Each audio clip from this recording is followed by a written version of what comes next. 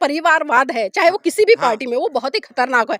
लेकिन ऐसा नहीं है कि बहन जी ने पहली बार आकाश आनंद को लाके फील्ड में उतार दिया। आकाश आनंद को तैयार किया गया है। पिछले 10 बात करूं तो बाबा साहब ने इस बहुजन समाज को एक बहुत बड़ा संदेश दिया कि आप सत्ता के उस मंदिर पर कब्जा कर लो जहां से आपके लिए सारे द्वार खुलेंगे। लेकिन आज बहुजन समाज छोटे छोटे लालचों में आकर बटा पड़ा है, तमाम संगठन बना लिए। मैं संगठनों की आलोचना नहीं करती, संगठन बनाना अच्छी बात, आपको संगठित होना चाहिए, लेकिन वो संगठन किस दिशा में काम कर रहा है हमें ये भी देखना चाहिए। आज हम देख रहे हैं कि तमाम छोटी छोटी पार्टियां भी बहुजन समाज के लोगों ने बना ली, लेकिन हम देखते हैं कि आज बहुजन समाज संगठित नहीं है, वैचारिक रूप से संगठित नहीं। सिर्फ जय भीम के नारे लगा लेता है, गले में नीला पटका डालेगा, मुछों पे ताव लगा लेगा। क्या इससे मिशन मूवमेंट बढ़ेगा आगे? क्या इससे हम सत्ता में अंदर इतना जहर भर दिया है कि आज अगर कोई व्यक्ति मुसलमान उनके सामने आ जाता है तो वो इतने उतारू हो जाता है कि उसको मार काट तक देते हैं। अभी जिस तरह से नूह में आपने बहुत सारी वीडियो वायरल होती हुई देखी होंगी, जो हिंदू संगठन है वो खुले तौर पर कह रहे हैं कि देश के गद्दारों को गोली मारो, सालों को मुस्लिम कौम मुर्दाबाद मुर्दाबाद, और इनका बहिष्कार करें। कह रहे हैं कि खुले तौर पर जो भी कोई मुस्लिम कोई दुकान करे आप उससे सामान मत खरीदो,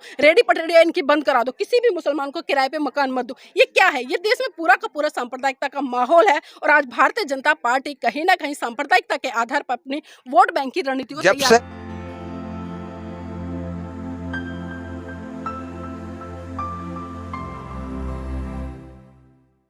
आज यहाँ एक बहुत अच्छी क्रांति हुई है और स्तंभ बना, क्योंकि एक जो स्तंभ है वो हमारा जो परम पूज्य बाबा साहब ने सबसे पहले वो दी थी, वो है हमारा पुणे के अंदर कोरेगांव के नाम से जो फेमस है। आज ये शाने वालों ने बनाया है, तो इसके लिए मैं आप सभी लोगों का स्वागत करता हूँ कि जो जो लोग यहाँ से आए हैं। हमारे साथ जो चैनल भी चलाती हैं, पूर्व विधायक भी का चुनाव भी लड़ी हैं, वो सुल्तानपुरी से नीलम गौतम नाम है इनका, और मेरा नाम देवेंद्र गौतम है। तो आपका स्वागत है जी, बहुत बहुत धन्यवाद। आज एक बात बताइए, आप महिला हैं और यहाँ आने की जितनी उम्मीद थी इतने लोग नहीं आए, ऐसा क्यों?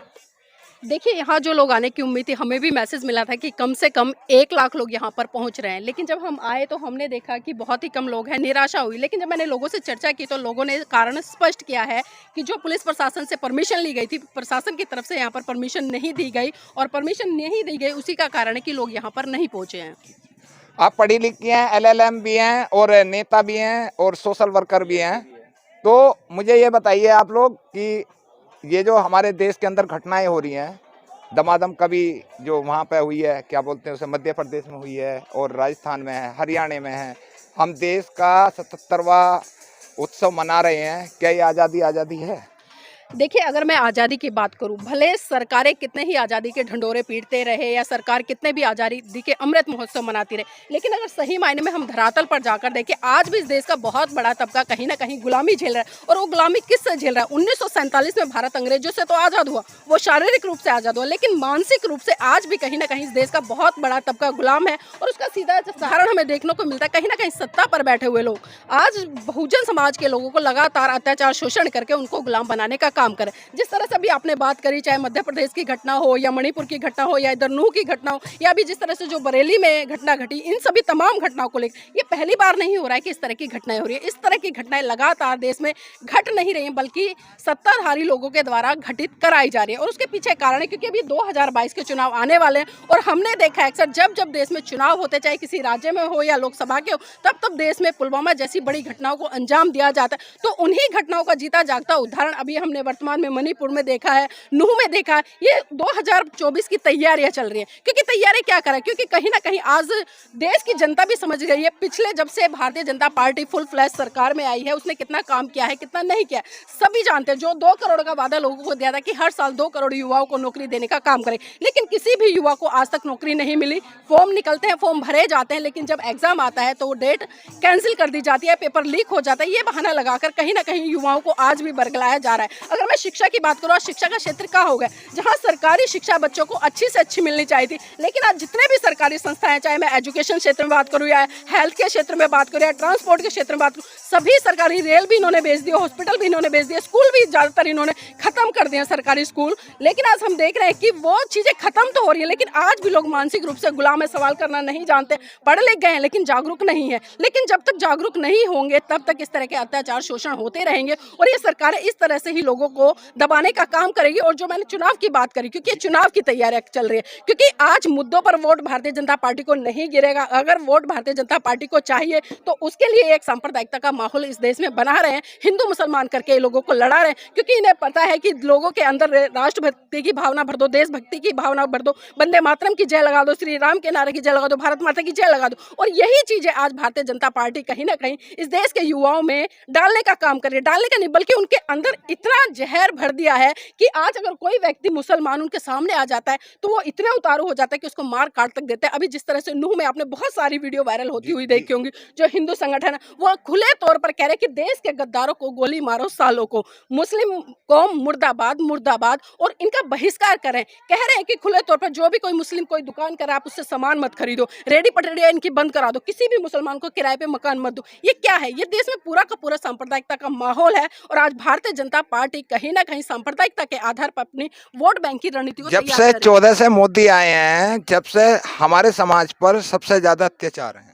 देखिए, बिल्कुल अत्याचार हो रहे हैं। अत्याचार पहले भी होते थे, लेकिन भारतीय जनता पार्टी के शासनकाल में कई गुना अत्याचार बढ़े हैं। और उसका जीता जागता उदाहरण आप सबने भी देखा है। चाहे मैं खासकर बहन बेटी की बात करूं, हाथरस कांड आप भूले नहीं होंगे। उसके बाद में बरेली की घटना, कठुआ की घटना, कुंडाव की घटना, उसके बाद में दिल्ली में जो कंझावला कांड हुआ, बहुत सारी तमाम ऐसी घटनाएं हैं। इनका समस्या का समाधान क्या? समाधान बताइए। ये घटनाएं तो हम भी देख रहे हैं, जनता भी देख रही है। इनका समाधान है हमारा बहुजन, जो हम बहुजन करते हैं, हमारा समाज कब एक साथ होगा? आज जो है आप व्हाट्सएप फेसबुक पे देख रहे होगे, चंद्रशेखर की, आकाश आनंद की आपस में फाइट चल रही है, लोग उसके समर्थन उसके समर्थन। ये क्या है? ये देखिए, समाधान, अगर मैं समाधान की बात करूं तो बाबा साहब ने इस बहुजन समाज को एक बहुत बड़ा संदेश दिया कि आप सत्ता के उस मंदिर पर कब्जा कर लो जहां से आपके लिए सारे द्वार खुलेंगे। लेकिन आज बहुजन समाज छोटे छोटे लालचों में आकर बटा पड़ा है, तमाम संगठन बना लिए। मैं संगठनों की आलोचना नहीं करती, संगठन बनाना अच्छी बात, आपको संगठित होना चाहिए, लेकिन वो संगठन किस दिशा में काम कर रहा है हमें ये भी देखना चाहिए। आज हम देख रहे हैं कि तमाम छोटी छोटी पार्टियां भी बहुजन समाज के लोगों ने बना ली,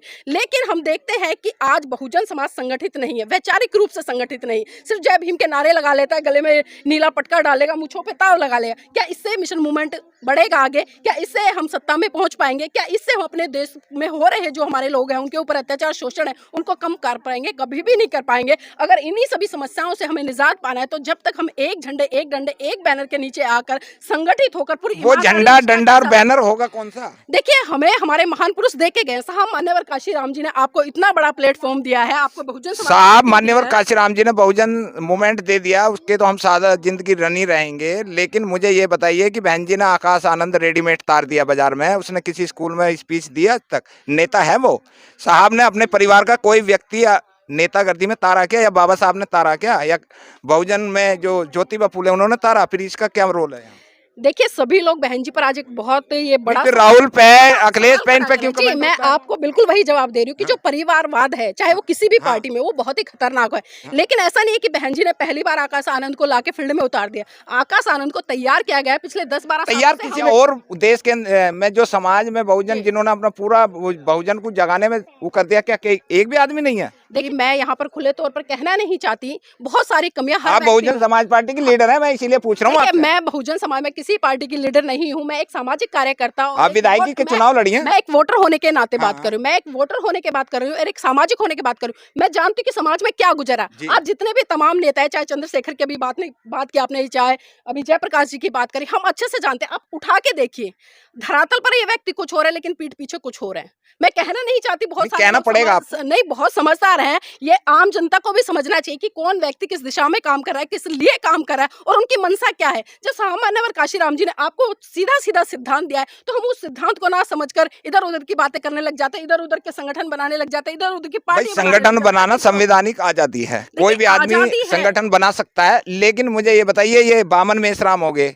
चंद्रशेखर हो गए, माननीय बहन जी होगी, और एक और छोटे छोटे बहुत सारे नेता हैं, ये एक कप चाय एक साथ नहीं पी सकते, समाज को इकट्ठा कैसे? मैंने आपको बिल्कुल पहले ही कहा है, जब तक तमाम बहुजन समाज के नेता, चाहे वो संगठन के तहत काम कर रहे हैं या पार्टी के तहत काम कर रहे हैं, जब तक वो अपने निजी को त्याग एक झंडे के बैनर के नीचे ये नहीं कह पाएंगे, इकट्ठे अंग बन निर्णय लीजिए किसको हमें खड़ा कर। आप एक नहीं है ना, मतलब बहन जी के चंद्रशेखर के पढ़े या जयप्रकाश पढ़े या बाबूराम के पढ़े, आज में एक योग्य व्यक्ति है, में ऐसा नहीं है पढ़े समझदार तो प्लेटफॉर्म ये तो सही। मैं जाके एक प्लेट, कोई तैयार है, कोई भी व्यक्ति अपना नेतृत्व छोड़ना चाहता, हर कोई चाहता कि झंडा ऊंचा, मेरा नाम मेरा संत, और यही बहुजन समाज इतनी बात में कुट पिट है।